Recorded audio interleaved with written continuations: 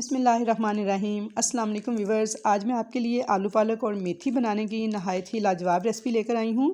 आलू पालक तो आपने बहुत बार खाया होगा, लेकिन जब इसमें मेथी डालकर बनाया जाता है तो चार चांद लग जाते हैं इस सब्ज़ी को। और इतनी खुशबूदार ये सालन बनकर तैयार होता है कि हर कोई शौक़ से खाना पसंद करता है।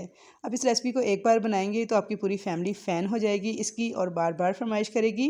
तो चले हम रेसिपी देख लेते हैं कि किस तरह से ये मज़ेदार सी सब्ज़ी आलू पालक और मेथी बनकर तैयार होगी। तो देखिए, इसके लिए मैंने 1 किलो पालक ली थी और तकरीबन इसमें से आधा किलो पालक रह गई है। इसे बारीक काट लिया है धो के अच्छे तरीके से। मेथी ली है आधा पाव, इसे भी मैंने बारीक काट कर धो के अच्छे तरीके से रख लिया है। आलू लिए हैं 2 अदद मीडियम साइज़ के और इस तरह बारीक कतलियों की शक्ल में काट लिए हैं, ना बहुत मोटे और ना बहुत बारीक। तो चलें हम इसे पकाना स्टार्ट करते हैं।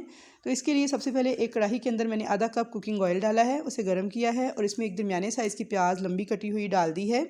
और साथ ही अब इसमें मैं शामिल करूँगी 1 चम्मच चाय का चम्मच सफ़ेद ज़ीरा, 4 से 5 सूखी लाल मिर्चें।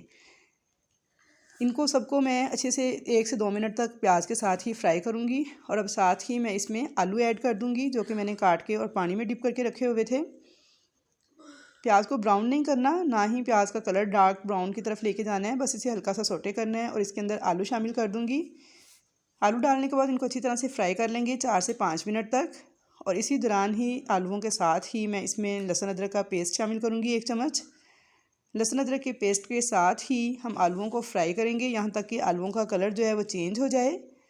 तकरीबन 5 मिनट तक हमने इन आलूओं को फ्राई करना है इस लहसुन अदरक के पेस्ट और प्याज के साथ। तो यहाँ पे आलू देखें मेरे फ्राई हो चुके हैं, 4 से 5 मिनट हो गए हैं मुझे इन्हें फ्राई करते हुए। तो अब इसके अंदर 2 मीडियम साइज़ के टमाटर बारीक काट के वो शामिल कर दूँगी। और अब साथ ही हम इसमें स्पाइसेस ऐड कर देंगे। तो स्पाइसेस में देखें सबसे पहले है मेरे पास नमक इसमें 1 चाय का चम्मच शामिल किया है मैंने, और साथ ही लाल मिर्च पाउडर 1 चाय का चम्मच। और अब तीसरी चीज़ जो इसमें जाएगी वो है धनिया पाउडर हाफ़ टी स्पून, हल्दी हाफ़ टी स्पून। इन तमाम चीज़ों को अच्छे से मैं भून लूँगी 1 मिनट तक आलूओं के साथ ही।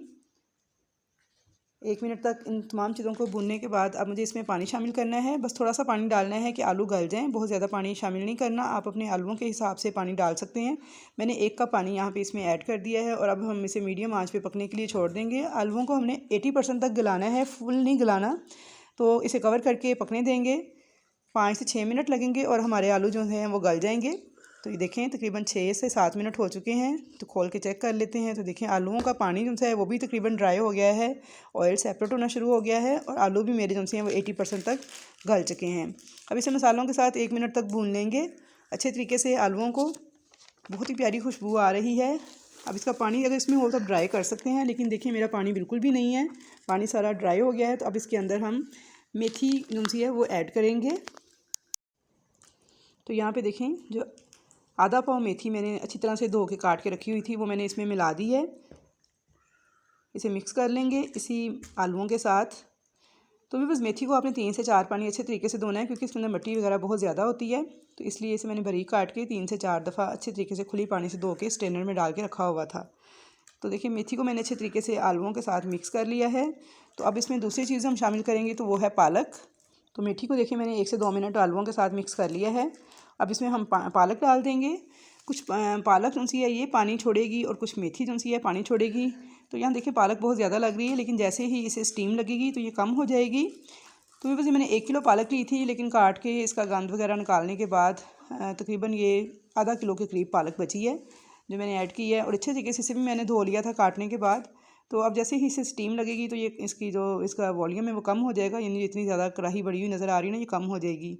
तो अब इसी तरह तेज़ आंच पर ही हम इसे ज़रा थोड़ा सा पकने देंगे और मिक्सिंग करते जाएंगे इसकी आलूओं के साथ। तो यहाँ आप देखिए मैंने 2 से 3 मिनट तेज़ आंच पे इसे पकाया है, तो इसने काफ़ी ज़्यादा पानी भी रिलीज़ कर दिया है और ये कम भी हो गई है। तो अब इसे हम इसी तरह मीडियम फ्लेम पे पकने देंगे 3 से 4 मिनट तक कवर करके। तो 3 से 4 मिनट इसे मीडियम फ्लेम पे पकने के बाद चेक कर लेते हैं। तो ये देखिए माशाल्लाह बहुत ही प्यारी खुशबू आ रही है, बहुत ही ज़बरदस्त किस्म का हमारा आलू पालक मेथी का सालन बन के तैयार हो चुका है। तो ये देखें इसने पानी जो सा है बिल्कुल इसका खुश्क हो चुका है इस वक्त, और इसने घी भी छोड़ना शुरू कर दिया है। तो अब हम इसमें गरम मसाला ऐड करेंगे। तो देखें बहुत कितना प्यारा इसने घी छोड़ना शुरू कर दिया है।